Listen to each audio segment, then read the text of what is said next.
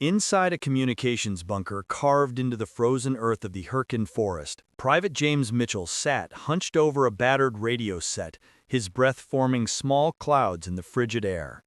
The date was November 12, 1944, and for the past 6 days, James had been doing something that could get him executed. He'd been teaching himself to think like the enemy.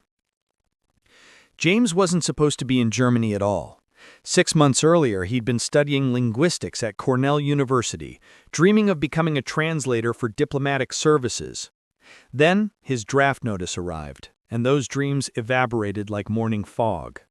The Army tested his language skills during basic training, discovering he spoke German, French, and Russian with near-native fluency. They trained him in signals intelligence, taught him about encryption and radio protocols, and promised him a desk job in London, analyzing intercepted communications. Instead, some administrative error or deliberate reassignment landed him with the 28th Infantry Division as a field communications specialist. Now he sat in a hole in the ground, maintaining radio equipment and relaying messages, his linguistic talents completely wasted. Or so he'd thought, until he started listening to the frequencies nobody told him to monitor. The Hyrcan Forest campaign had turned into a meat grinder. American forces were pushing through dense woodland against German defenders who knew every tree, every ravine, every killing ground. The communication networks on both sides were stretched thin, operators exhausted, security protocols gradually eroding under the pressure of constant combat. James noticed the degradation first in the German transmissions. Call signs became inconsistent, authentication codes were abbreviated or skipped entirely. Radio discipline, once rigid and precise, had dissolved into pragmatic chaos. It started as idle curiosity. During the long hours between message relays, James would tune his receiver across the spectrum, picking up fragments of German military traffic. Supply officers requesting ammunition, artillery observers calling corrections, medical units evacuating wounded. At first it was just noise, meaningless chatter in a language his grandmother had taught him during childhood summers in Pennsylvania's German-speaking communities. But James had always been good at patterns. Before the war, he'd written his senior thesis on linguistic drift in military communications, examining how stress and fatigue altered speech patterns.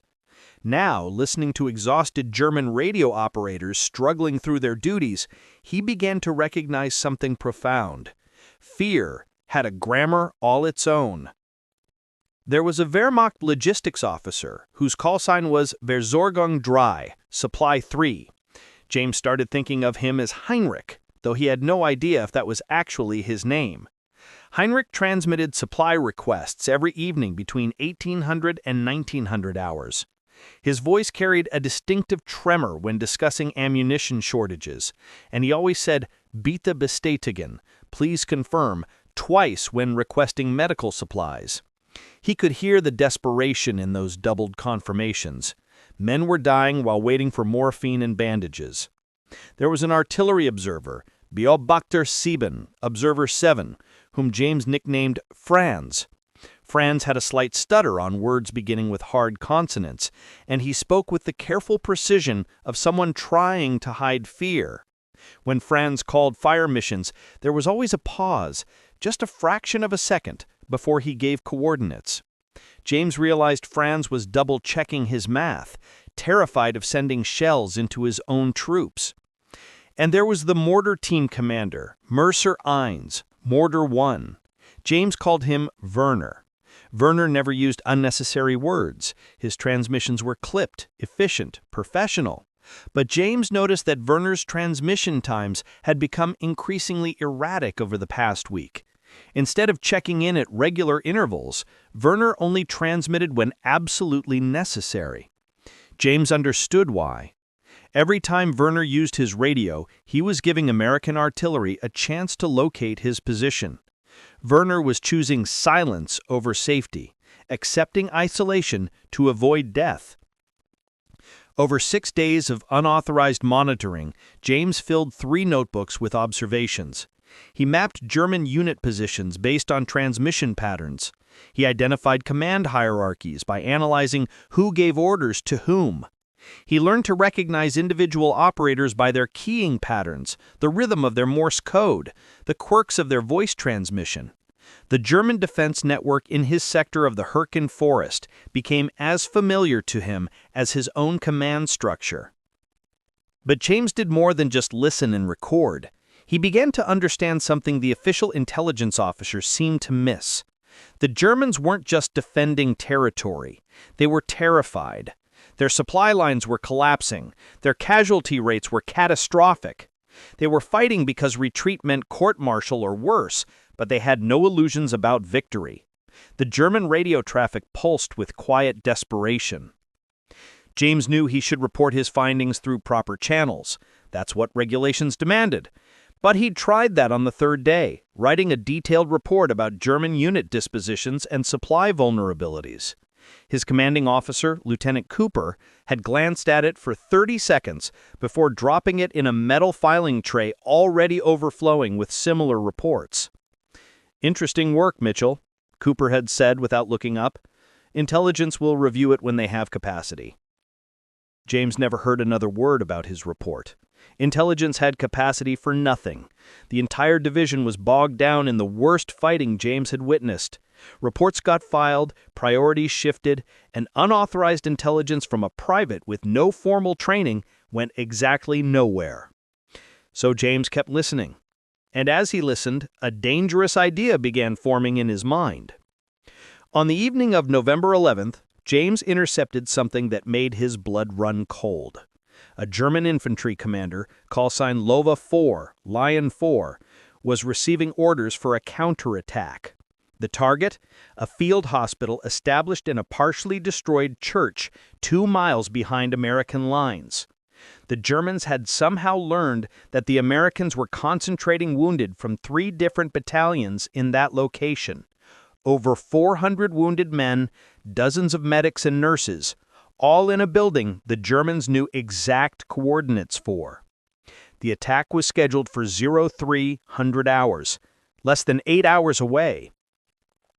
James immediately reported the intercept to Lieutenant Cooper. This time he didn't write a report. He went directly to Cooper's bunker, his notebooks in hand, explaining exactly what he'd heard and why it was credible. Cooper listened with visible skepticism. "Are you certain you understood correctly?" Cooper asked.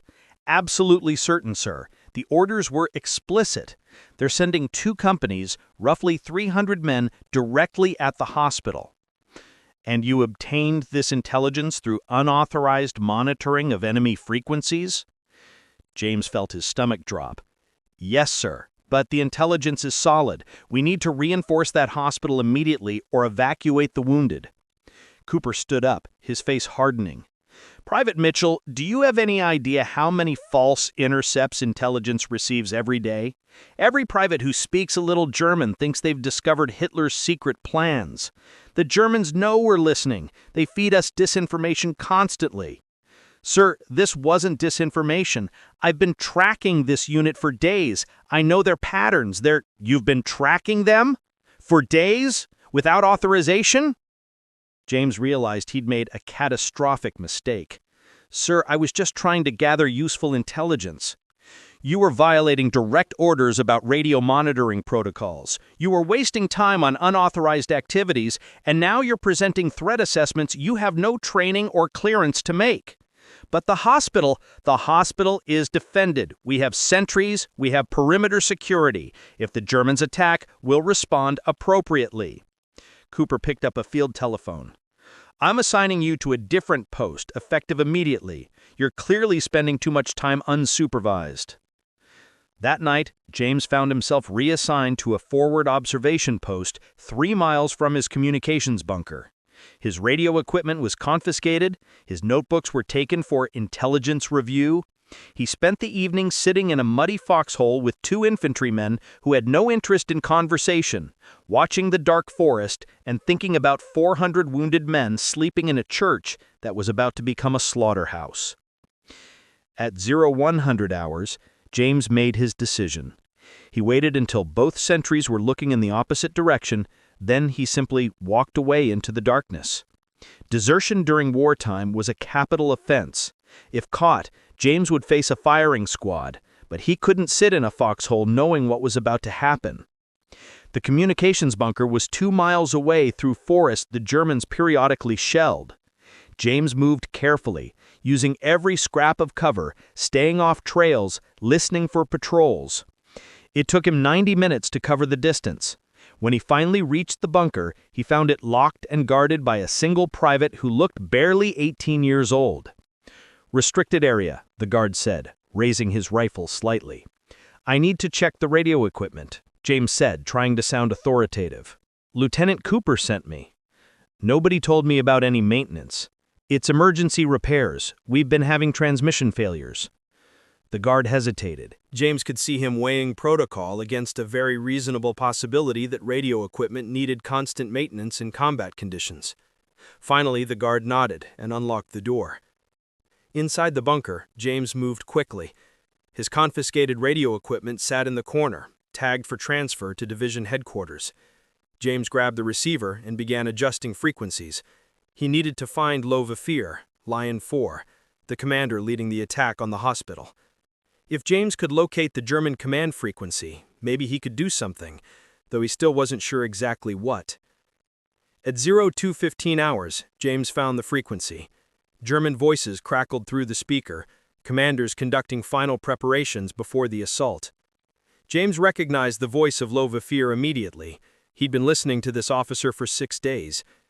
James knew his cadence, his vocabulary, his habit of ending confirmations with "verstanden und ausgeführt," understood and will be executed. Then James heard something that changed everything.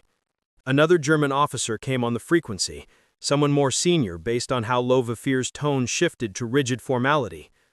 The senior officer was calling from what he identified as Hauptquartier, headquarters. He was confirming final details of the operation.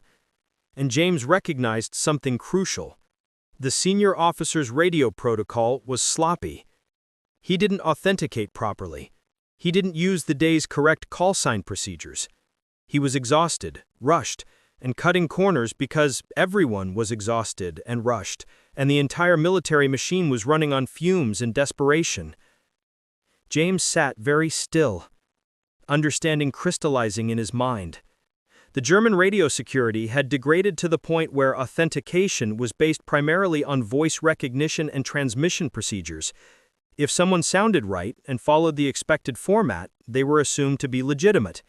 The human brain filled in the gaps that proper security protocols should have covered. James had spent 6 days learning to recognize these officers by their voices, their patterns, their linguistic quirks. He could mimic them.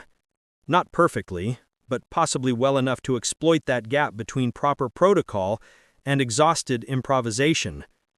The question was whether he had the courage to try. At 02:30 hours, James pulled a captured German field radio from a storage locker. The bunker had collected various pieces of enemy equipment for intelligence to analyze, and this particular radio had been sitting unused for 2 weeks. James checked the battery, nearly full. The Germans had excellent equipment, far better than the Americans in some respects. James tuned to the German command frequency and listened. WWII was conducting final roll call with his company commanders. The attack would commence in 30 minutes. 300 German soldiers would emerge from the forest and assault a church full of wounded Americans who had no heavy weapons, limited ammunition, and absolutely no warning. Unless James did something unforgivable. He picked up the microphone, his hand trembling. What he was contemplating went beyond unauthorized radio monitoring or even impersonating the enemy. He was about to conduct a psychological warfare operation with no authorization, no oversight, no backup plan. If he failed, if the Germans detected the deception, they could triangulate his position and drop artillery on the bunker. If he succeeded but was caught by his own command, he would face court-martial for actions that violated every regulation in the Signal Corps manual. But 400 wounded men were sleeping in that church. Men who'd already sacrificed everything for a war they might not survive. Men who deserved better than to be murdered in their hospital beds because some private was too afraid to break the rules. James keyed the transmitter and spoke in perfect German, his voice pitched slightly lower, adopting the clipped authority of Wehrmacht officers he'd been studying for days. Lowe 4, Hauptquartier, acknowledge. Silence. 5 seconds of nothing but static. James' heart hammered against his ribs. Then, Hauptquartier, this is Lion 4, ready to receive. James forced himself to pause, to breathe, to think like the exhausted headquarters officer whose speech patterns he was mimicking.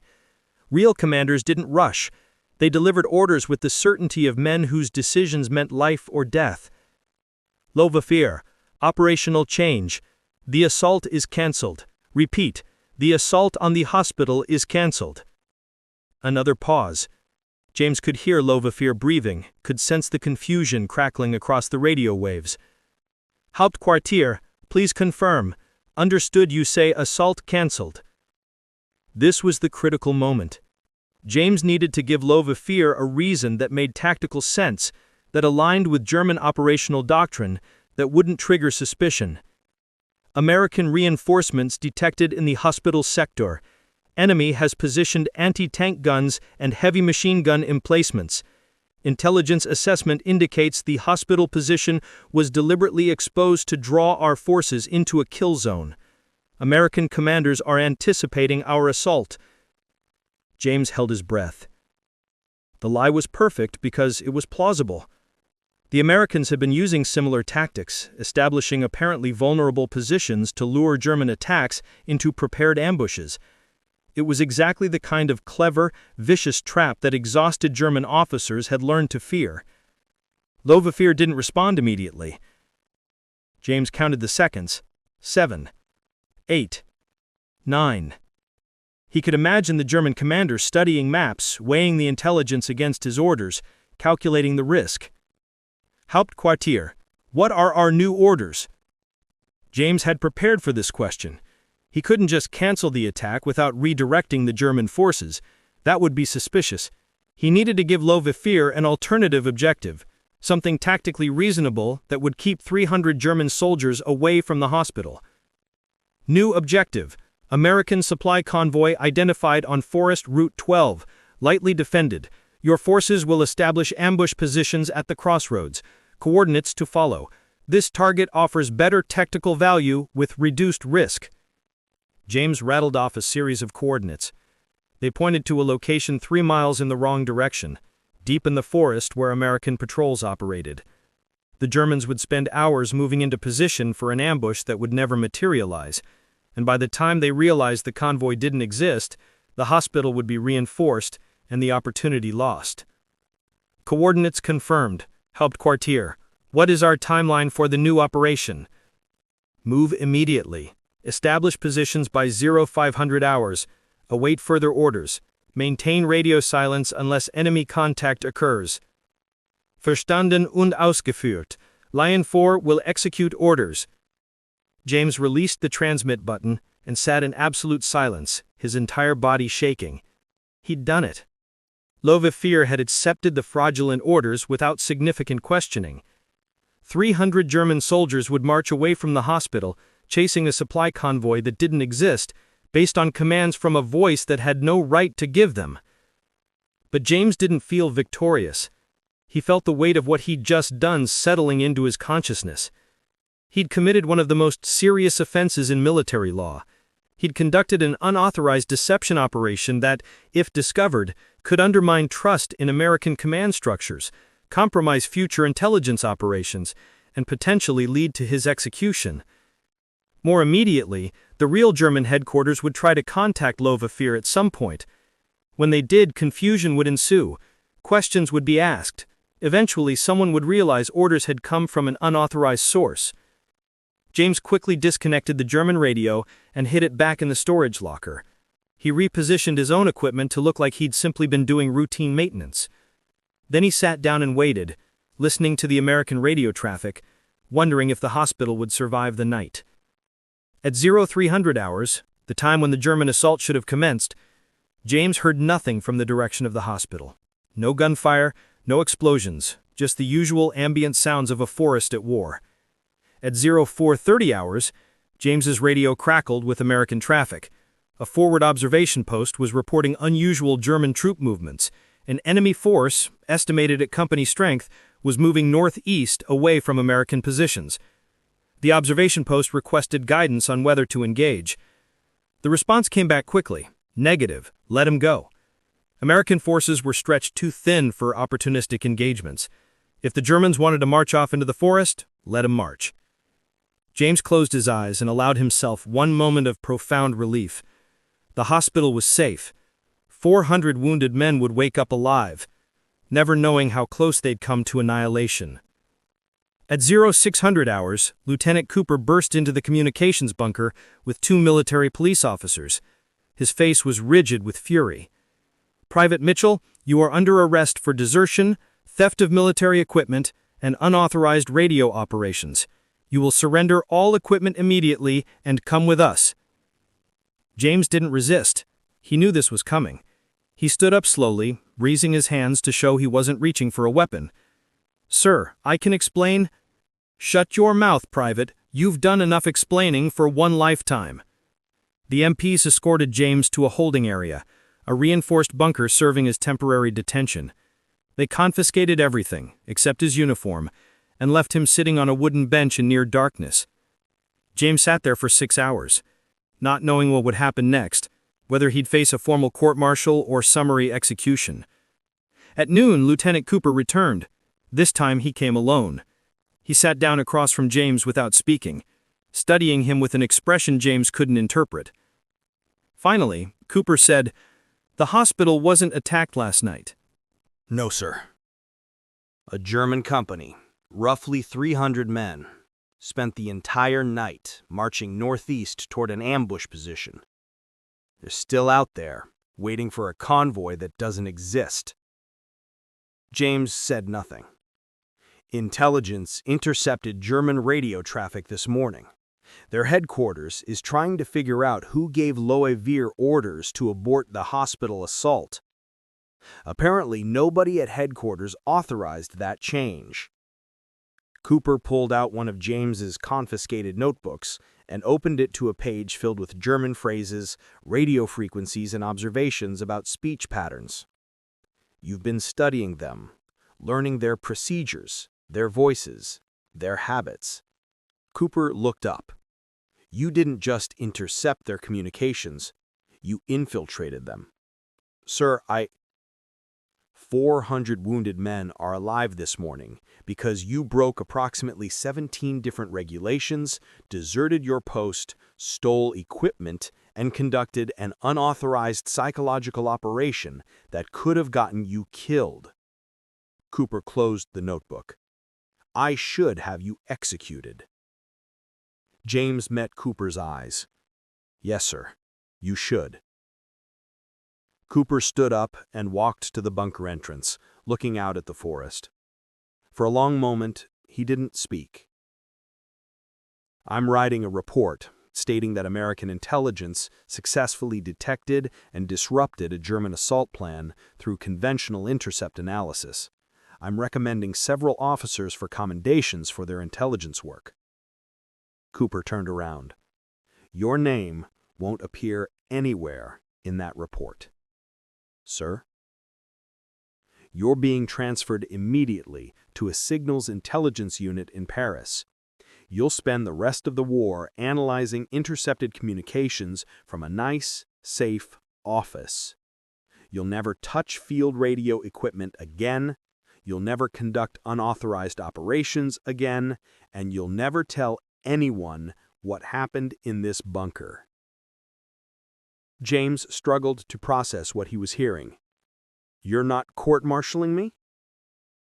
"I'm burying what you did so deep that nobody will ever find it. Because if anyone discovers that a private with no authorization successfully impersonated German command and redirected enemy forces, it will cause problems I don't want to imagine. But I want you to understand something, Mitchell. What you did was reckless, illegal, and completely unacceptable. You gambled with your life, with operational security, with intelligence protocols. You had no right to make that decision. I know, sir. But those 400 men don't know that. They woke up alive this morning. They'll recover. They'll go home to their families. They'll live entire lives they wouldn't have lived if you'd followed orders. Cooper's jaw tightened. I can't officially condone what you did, but unofficially, as one human being to another, I'm glad you did it. 2 days later, James found himself on a transport to Paris.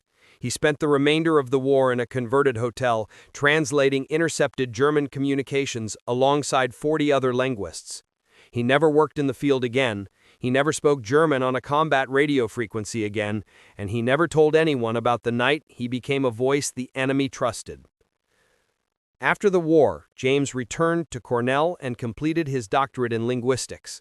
He wrote extensively about communication under stress, about how fear and exhaustion alter speech patterns, about the psychology of trust in military hierarchies. His work became foundational in the emerging field of psychological operations. He married, raised 2 daughters, and taught at the university until retirement. He died in 1993 at the age of 71. In all those years, he never spoke publicly about the Hurtgen Forest, never mentioned the church full of wounded men, never revealed that he'd once spent a few terrifying minutes pretending to be someone else to save lives he'd never met. But he kept the notebooks, 3 battered field notebooks filled with observations about German radio operators, their voices, their patterns, their humanity. Sometimes late at night, he'd open those notebooks and remember Heinrich and Franz and Werner, men he'd listened to but never met, men who'd been trying to survive the same war from the other side. And he'd remember Low 4, marching 300 men into the forest, following orders from a voice that shouldn't have existed, never knowing he'd been deceived by an American private who understood that sometimes the most important battles aren't won with guns, but with the courage to become what you're fighting against, just long enough to save the lives that matter. The church still stands in the Hurtgen Forest, converted now into a memorial. Visitors can read about the hospital that operated there during the war, about the wounded men who recovered in those walls. The historical plaques mention the defensive preparations that protected the hospital from German attacks. They don't mention the voice in the wire. They don't mention the private who spoke perfect German into the darkness. They don't mention the orders that came from nowhere and saved everyone. Some battles are fought in daylight, recorded in official histories, commemorated with medals and monuments. But some battles are fought in frozen bunkers by people who understand when breaking every rule is the only moral choice left. Those battles live on only in private memories, in notebooks nobody reads, in the quiet knowledge that 400 men woke up alive because someone cared more about doing right than following orders. James Mitchell never fired a shot in combat. But on one cold November night, he fought the most important battle of his life, armed with nothing but a captured radio, 6 days of listening, and the understanding that sometimes saving lives requires becoming the voice the enemy needs to hear. In the end, war isn't always about following orders. Sometimes it's about understanding when those orders need to be spoken by someone who has no authority to give them, in a language that shouldn't be trusted, to save lives that will never know they were saved. The German soldiers who marched through the forest that night eventually realized they'd been deceived. Some probably spent years wondering what happened, who gave those orders, why their command structure failed them at such a critical moment. They went home to their families, those who survived, carrying questions they could never answer about the night they followed a voice that led them away from death by sending them toward confusion instead. And somewhere in the darkness between those 2 groups of men, American wounded sleeping in a church and German soldiers marching through a forest, there was James Mitchell, 22 years old, terrified, breaking every rule, becoming someone he wasn't, speaking words that weren't his to speak, making decisions no private should make.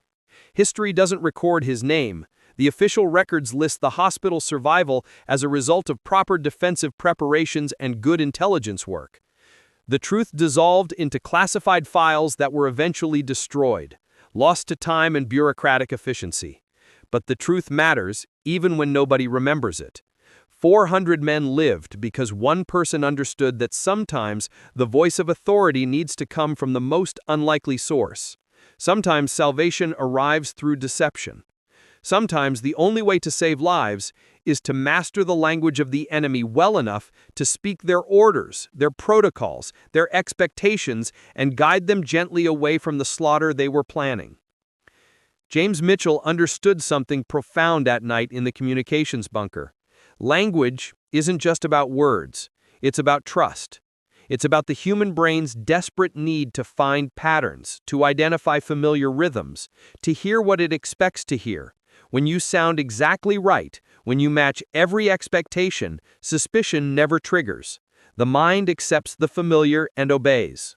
That understanding saved lives. It also haunted James for the rest of his days, because every time he thought about that night, he remembered he'd manipulated, exhausted men, exploited their trust in their command structure, sent them on a fool's errand through hostile forest. Some of those German soldiers probably died in the weeks that followed. Some probably wondered if they'd failed some test, if their confusion that night had marked them as unreliable. James carried that weight silently, the way soldiers carry all the impossible moral calculations of war. He'd saved 400 lives by deceiving 300 others. The mathematics were clear. The morality remained forever complex. Late in his life, one of his daughters asked him what he'd done during the war. James smiled and said he'd worked in communications, nothing exciting, mostly paperwork and radio maintenance. It wasn't exactly a lie. He had worked in communications. He had maintained radios. He just didn't mention the one night when his communication skills became a weapon more effective than any artillery barrage. Some stories don't need to be told. Some victories don't need parades. Some heroes never want medals because they understand that what they did, however necessary, however life-saving, crossed lines that shouldn't be crossed except in the most desperate circumstances. James Mitchell crossed those lines. He did it alone, without authorization, without backup, accepting that if anything went wrong, he would face execution. He did it knowing that success meant living with the knowledge that he'd deceived men who were just trying to survive the same war from the other side. And he did it anyway, because 400 wounded men deserved to wake up alive, because sometimes the only person who can save lives is someone willing to risk everything, including their soul, on the chance that one voice in the darkness might change everything. The Hurtgen forest has grown quiet now. The trenches have filled in. The foxholes have disappeared beneath decades of fallen leaves. The radio frequencies that once crackled with desperate voices now carry civilian broadcasts, music, weather reports, the mundane communications of peacetime. But on cold November nights, when wind moves through the trees and darkness settles over the forest, maybe there's still an echo of that voice, the unauthorized voice. The voice that spoke perfect German with just the right accent, the right cadence, the right authority.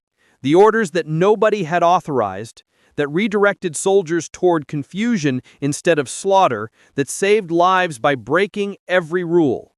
James Mitchell's voice speaking into the void, trusting that sometimes the greatest act of courage isn't following orders, but knowing exactly when to give them yourself.